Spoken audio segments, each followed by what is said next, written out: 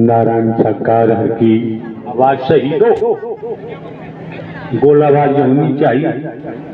नारायण साकार हर की संपूर्ण ब्रह्मांड में सदा सदा के लिए जय जयकार हो। देखो आपके सम्मुख ये श्रीमान जी खड़े हुए हैं, स्वयं की खुद बीती बता रहे हैं। उपस्थित हर महापुरुष को एक एक शब्द सुनना चाहिए। इन्होंने अब तक जो कुछ बताया वो सब अपनी काली करतूतें बताई, काली करतूतों के बारे में जानकारी दी। तमाम प्रकार के जो व्यसन होते हैं, बुराइयां, उनमें ये संलिप्त थे। उस बाबत श्रीमान जी आपको बता रहे हैं और आप समझ सकते हैं जमाने में अपनी बुराई कोई किसी से कहने को तैयार नहीं होता है। अगर इन्होंने साक्षात नारायण साकार हरि का दर्शन न किया होता, हकीकत को न समझा होता, तो यहाँ खड़े होकर ये अपनी बुराइयों का बखान नहीं करते। समझो, समझने का प्रयास करो। अगर हम कहीं बुराइयों में संलिप्त हैं, व्यसनों में डूबे हुए हैं, कुमार्गी है, कुसंग है, इनको छोड़कर सत्य का साथ करते हुए हम इन बुराइयों से बच सकते हैं, बुराइयों से दूर हो सकते हैं और अपने जीवन को धन्य बना सकते हैं। मौके बार बार नहीं मिलते हैं, समय बार बार प्राप्त नहीं होता है। ये सारी व्यवस्थाएं आप महापुरुषों की हैं। ये धूप भी प्रकृति की देन है। ये व्यवस्थाएं आपकी हैं, इस बारे में हमें कुछ कहने की जरूरत नहीं है। जहां भी स्थान मिलता है आसन ग्रहण करें। अधिक समय हम अब नहीं लेते हैं। किसी समय 3-3 4 घंटे लगाते थे, अब नहीं करते। क्यों? वर्तमान में सारा खेल ही दर्शन का है।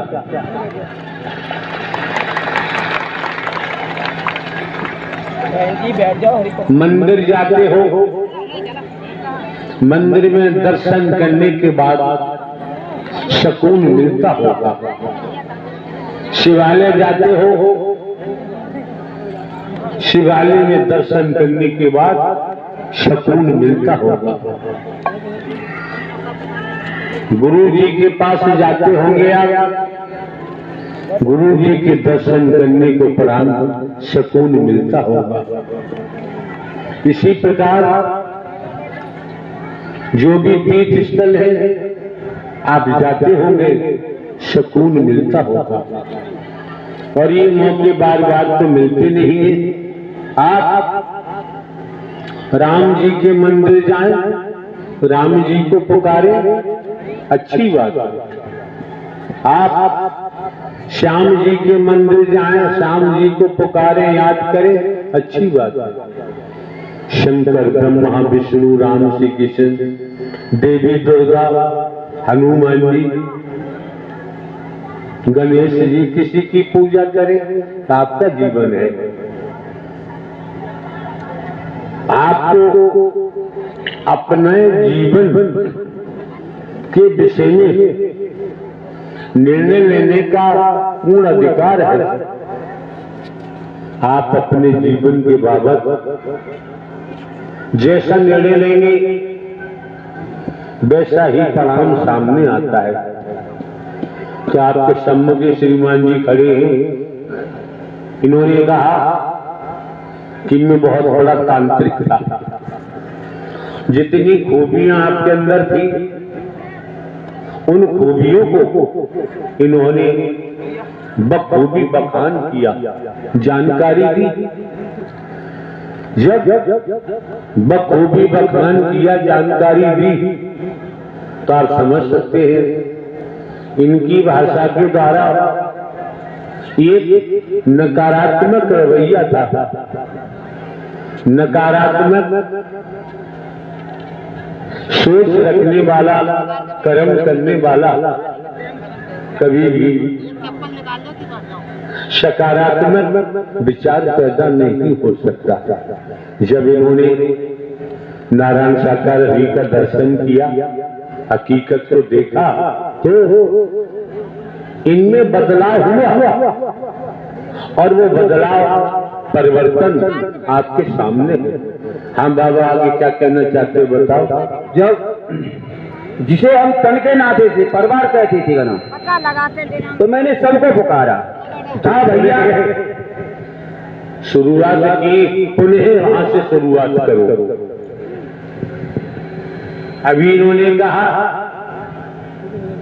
भैंसा सांड, हाँ जी, घायल था, उसकी मरहम पट्टी के मैं अब हरि के दर पहुंच गया हूं। उसकी मरहम पट्टी करने का विचार आया। जब ये भैंसा सांड के पास पहुंचे तो उसने मारना शुरू कर दिया इनको। जो इनके परिजन थे श्रीमान जी के, घर वाले थे, सब भाग गए, किसी ने इनको बचाया नहीं। हाँ बताओ। जब मैंने तन के नाते से भाई को, माँ को, संसार के तौर पर इनके पत्नी को, सबको पुकारा, बच्चों को पुकारा, और ये सब गांव की तरफ भाग गए। जब भाग गए तो मेरा कोई नहीं रहा। उस भैंसा बाजार ने मेरे को मार मार करके बुरा हाल कर दिया। मैंने एक बार इन नारायण हरि का नाम लिया, एक बार नाम लेने से इतना हुआ तो उस बाजार को मैंने अपने हाथों से एक तरफ कर दिया और वो हार मान करके चला गया। मैंने नहीं, इन ब्रह्म की ताकत थी, मैं कुछ नहीं करने वाला था, और इन ब्रह्म ने मेरे को बचा लिया। और बचाने के बाद मैंने उसी दिन से ये प्रण कर लिया कि मेरा संसार में अब कोई है नहीं, अब हम संसार के नहीं, न संसार हमारा है, हम तो बस हरि के हैं, हरि हमारे हैं, हम आगे कुछ नहीं जानते और न हम कुछ कह सकते हैं। और जो अगर हमारे विचन से चलता है, क्योंकि हमने हरि को माना है, जैसे आप लोग हरि को मान जाएंगे तो संसार में टुकड़ों में आपको जानकारी दी जा रही है। सर्वप्रथम आस्था, श्रद्धा के कीता, आस्था श्रद्धा का होना नितांत आवश्यक।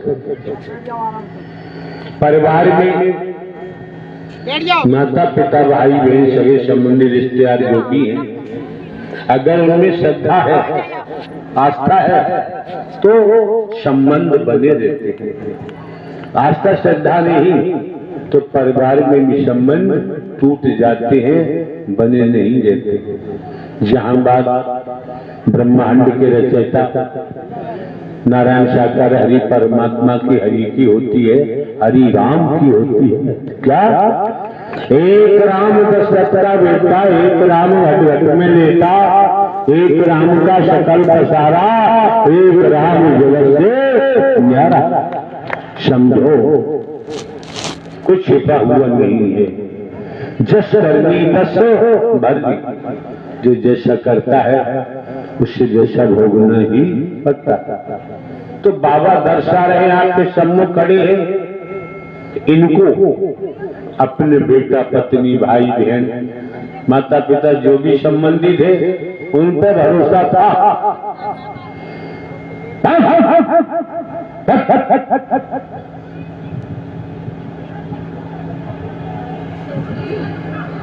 नारायण साकार की संपूर्ण ब्रह्मांड में शता शता के लिए जय जयकार।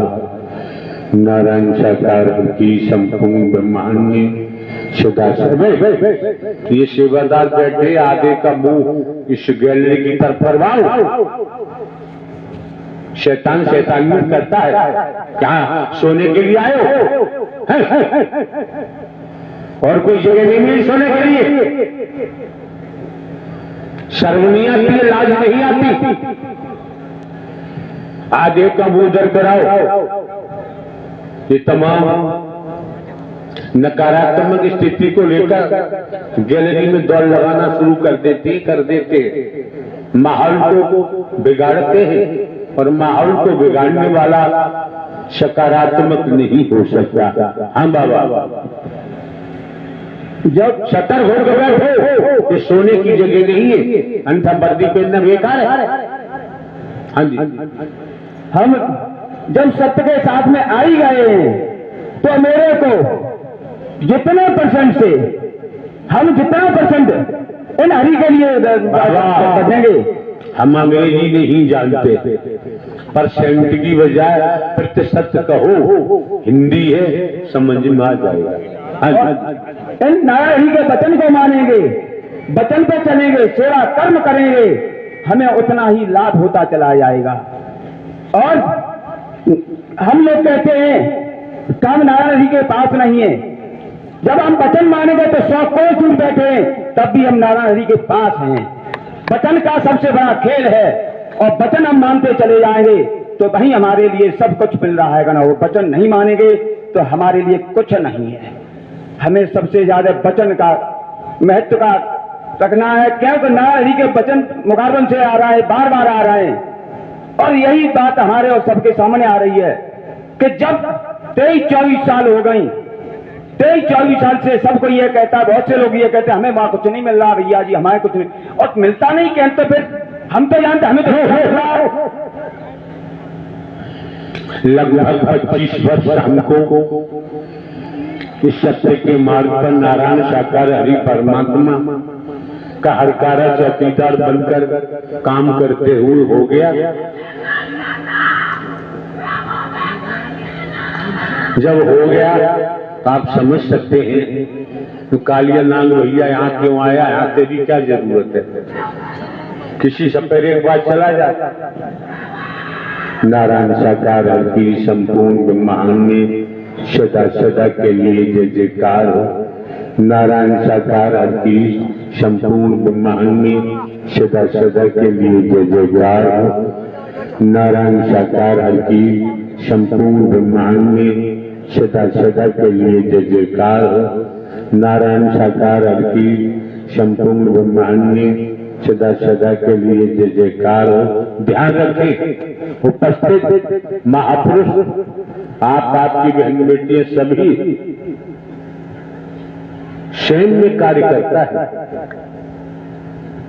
आपके सर पर किसी लाठी डंडे वाले को तैनात नहीं किया जा सकता।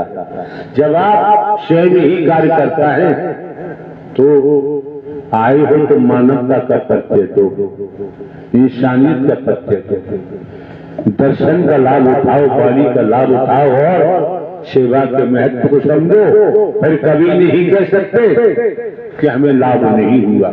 ऐसा नहीं करोगे लाभ नहीं होगा, दोबारा आने की यहाँ जरूरत नहीं।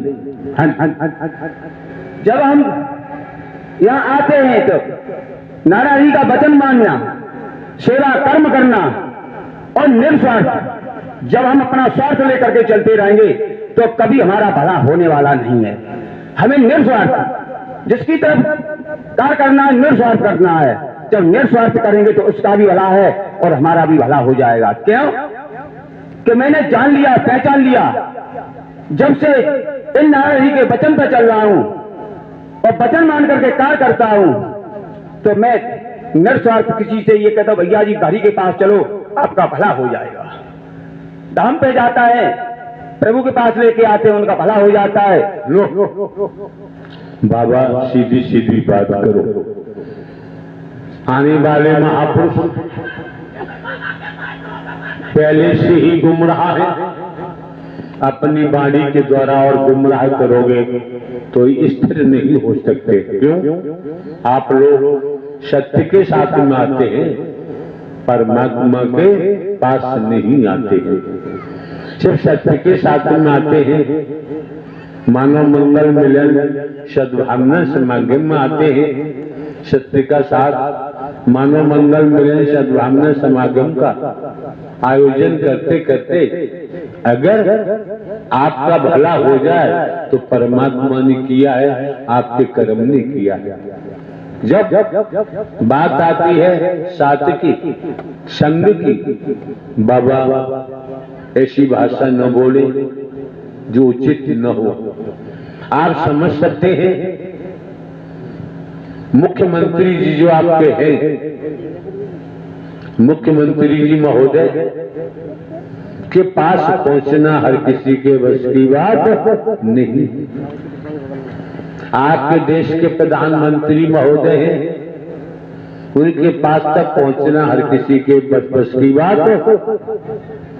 जो उनके कार्यालय में कार्य करते हैं वो भी नहीं मिल पाते हैं।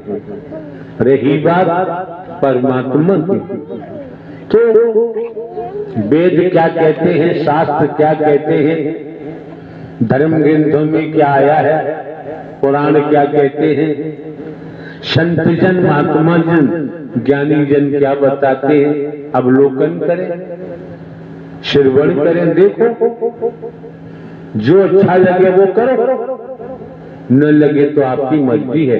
लेकिन इस मानव मंगल मिलन सद्भावना समागम में किसी प्रकार का ढोंग पाखंड नहीं चलता है, आडंबर नहीं चलता है, अंधविश्वास नहीं चलता है, यहाँ कोई भेद नहीं चलता है, यहाँ किसी को काला घोड़ा नहीं देखा जाता है, यहाँ किसी को गरीब अमीर नहीं देखा जाता है, यहाँ किसी को छोटा बड़ा नहीं देखा जाता है, यहाँ तक यहाँ नर नारी का भी भेद नहीं देखा जाता।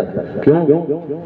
फालतू में हमें तो नोट वोट की जरूरत है नहीं, तो हम आने वाले महापुरुषों को दुनियावी तौर पर भटका नहीं सकते। जब आपका आगमन हुआ है, लौकिक जगत में आप रहते हैं, लौकिक जगत में आपका वास है, लौकिक जगत में रहते हुए आपको पारलौकिक जगत का रास्ता दिखाया जाता है। पारलौकिक जगत परमात्मा का मार्ग, परम सत्ता का मार्ग, राम का मार्ग, ईश्वर का मार्ग कई नामों से पुकारते हैं। तो ढंग पाखंड आडंबर अंधविश्वास ढकोसला यहाँ लागू नहीं है। समय अनुसार किराया भाड़ा खर्च कर आप लोग यहाँ इस मानव मंगल मिलन सद्भावना समागम में पहुंचे हैं। आपको जानकारी है लगभग 1 वर्ष से हमारी मौजूदगी शहर ग्वालियर प्रांत मध्य प्रदेश में थी। बहुत मिलना जुलना कहना सुनना हुआ। हमने भी समझा कि उस क्षेत्र में तमाम महापुरुषों की रूहानी स्थिति तड़पते हैं,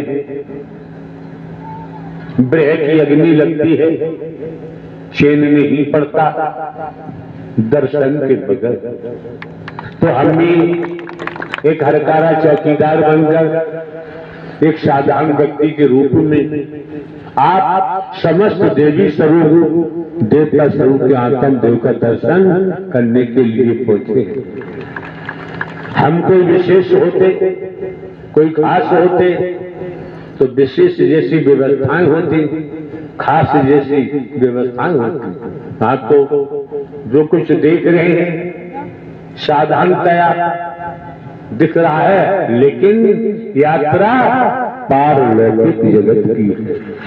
इसको समझना नितांत आवश्यक है। क्यों? आज भी न समझे, एक एक शब्द को मन लगा के श्रवण नहीं किया, ठीक से श्रवण नहीं किया, तो आने का लाभ प्राप्त होना संभव नहीं होगा। मौके बार बार नहीं मिलते हैं, समय बार बार प्राप्त नहीं होता है। उपस्थित समस्त महापुरुषों का दायित्व बनता है कि अपने जीवन को सार्थक बनाने के लिए परम सत्ता परमात्मा